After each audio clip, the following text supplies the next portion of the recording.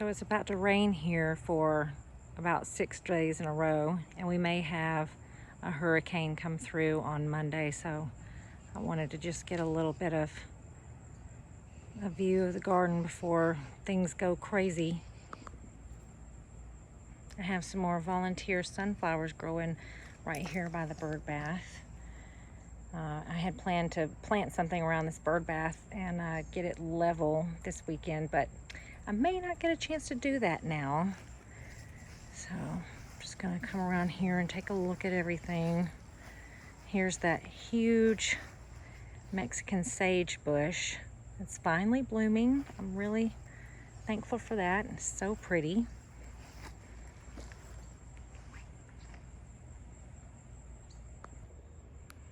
Gonna curve around here past the elephant ears and the lemon tree. Come around here, take a look at the Bobo hydrangea. It's kind of fallen over a little bit. I think I need to do something to prop it up. It's right here between the lemon tree and the tangerine tree. And I did want to talk about this anise hyssop. I planted this from seed.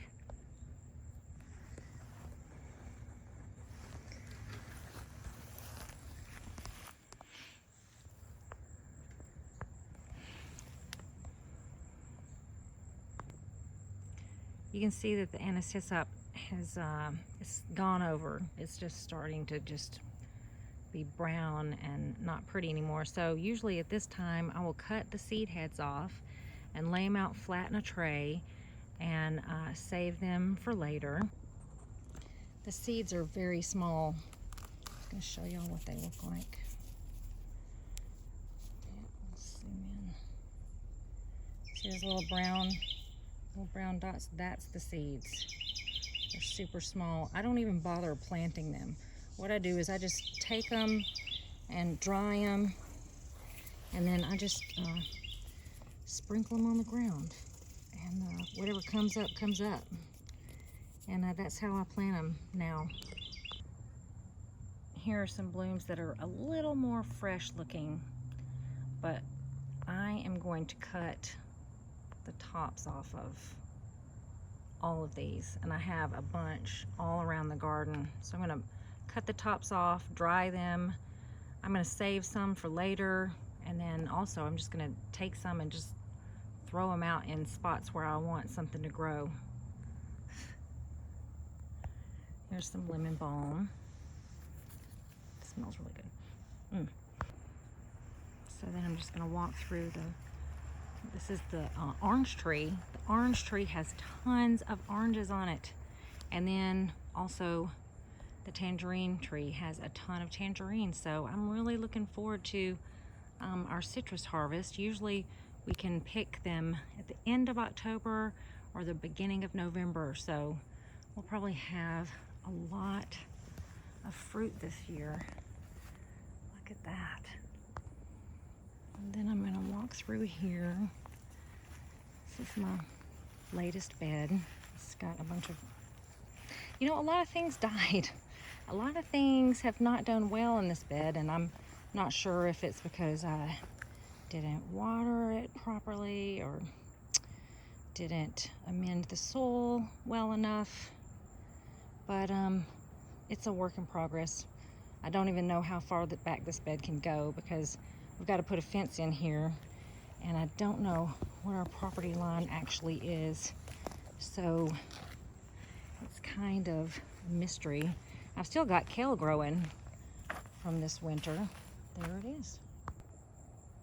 I really like the view of the garden from behind this bed. And I think what I'm going to end up doing is when I do finally get a fence, I'm going to have a bench that I can sit in right here, and I'm going to line it up right here with the rose arbor. I think that would be a really good place to sit and look at the garden, because I like to see all of it.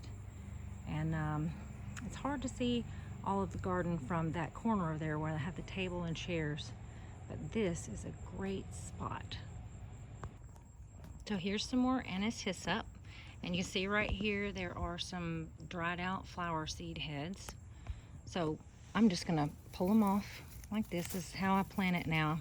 A long time ago, I think I bought these seeds probably from like Baker Creek. I got a package of them.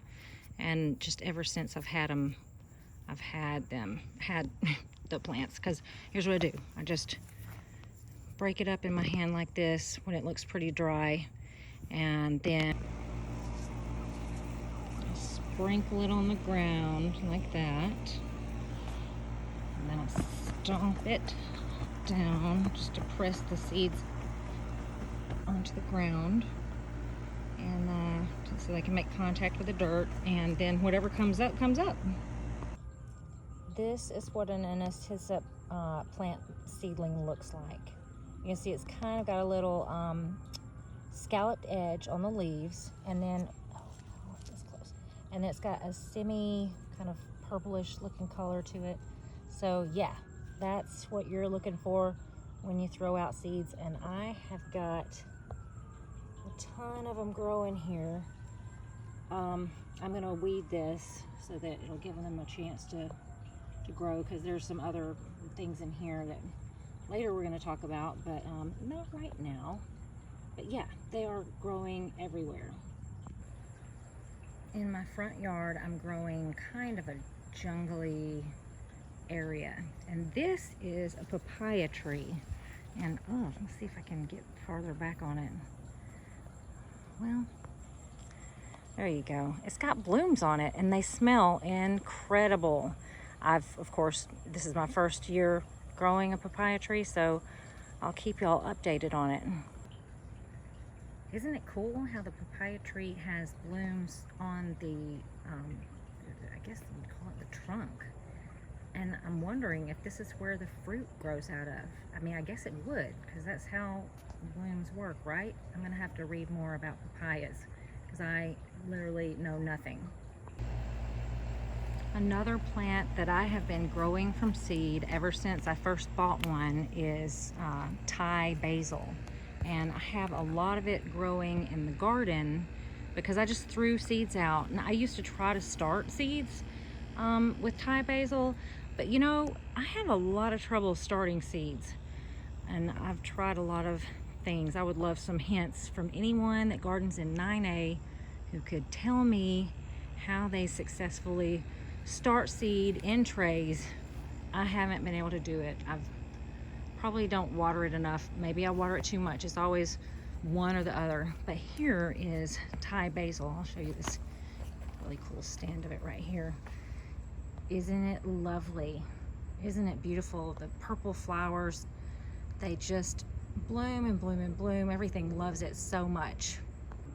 And the thing about Thai basil that I love is it's just super easy to grow. I mean, it wants to grow here in 9A. And whenever, you know, this doesn't really look super dried out, but when it looks dried out, I'll just take the seeds, pull them off like that, rub them, find an empty spot, toss them, boom. That's it. And if they come up, they come up, and if they don't, they don't. You know, didn't hurt me. It wasn't like a super, I would it take, what, 3 seconds? Yeah, not a lot of process involved there. That's the kind of planting that I'm actually successful with. That's also how I planted this purple basil, and that's how I planted this blue salvia right here, and the lemon balm. This area right here, I had a bunch of seed packets, and it was, you know, early spring. I hadn't really been able to start very much of anything over the winter time. So I just came out here and I threw the seeds out on this area, and I had planted some dahlias. So I just tossed seeds all around, and whatever came up, you know, came up. And so all that lemon balm, those blue salvia, they all came up from seed, filled in this center part right here. And then the other things I bought, and they were in pots, and I planted them. But I'm very surprised that I was able to grow this blue salvia from seed. I bought this African blue basil from East Hill Edible Gardening in Pensacola. They are at Palafox Market on Saturdays. and you can see it's really big. It was it was so tiny. I've had it for a couple of years, and it got hit by the hurricane last year. I cut it all the way down to the ground. It grew back.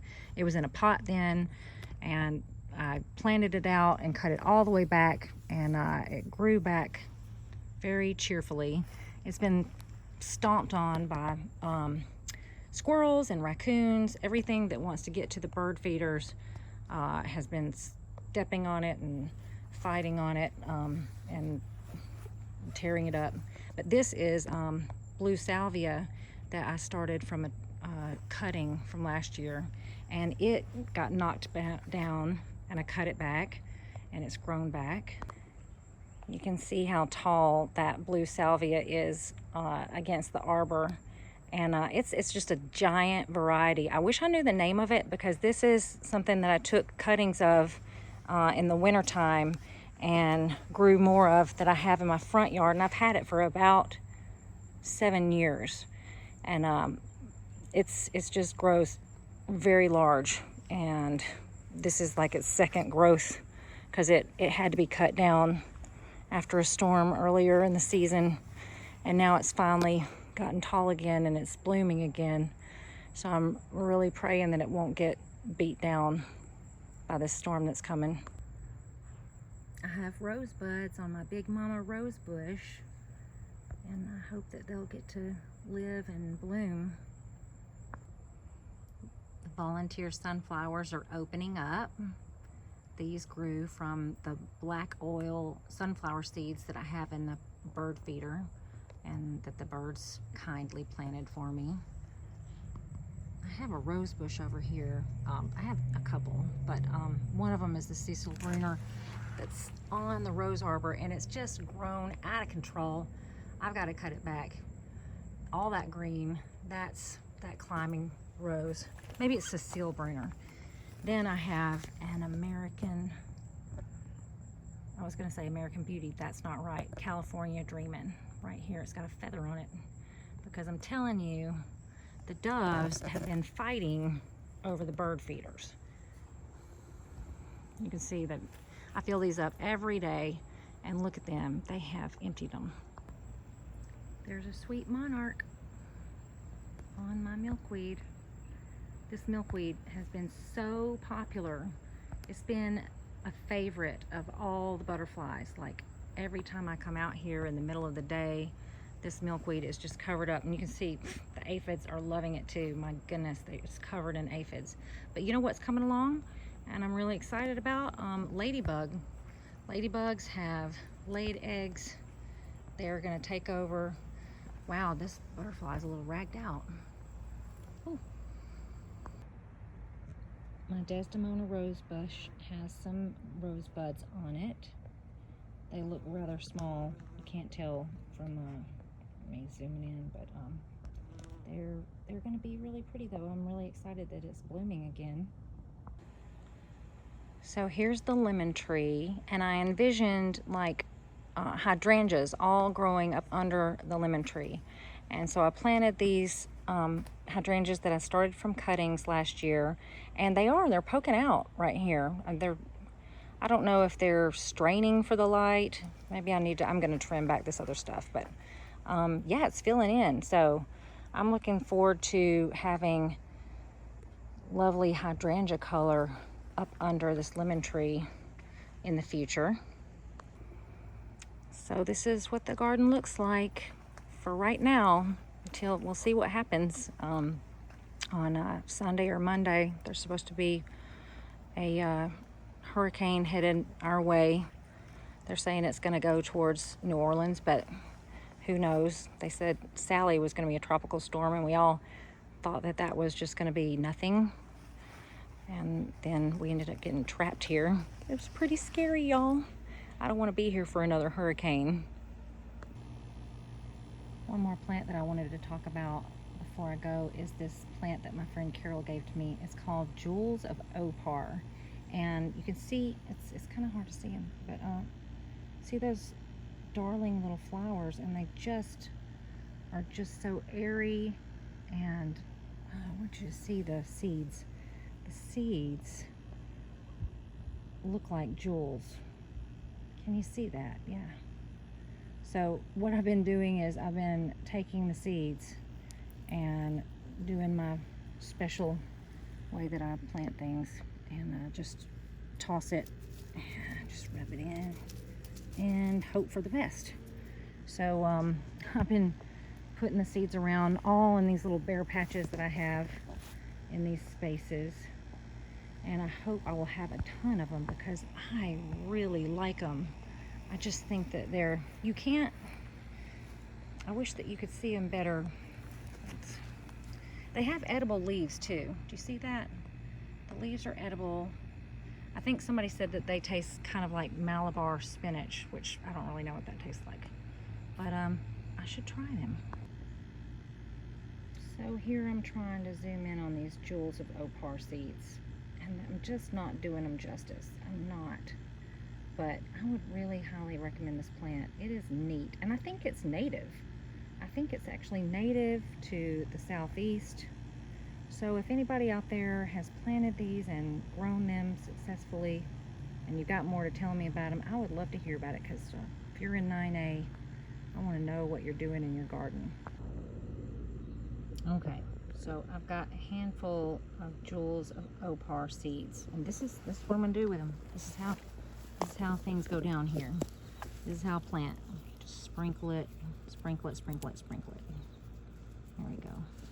Then I'll just kind of tap the ground with my foot to make contact with the soil. That is how I plant.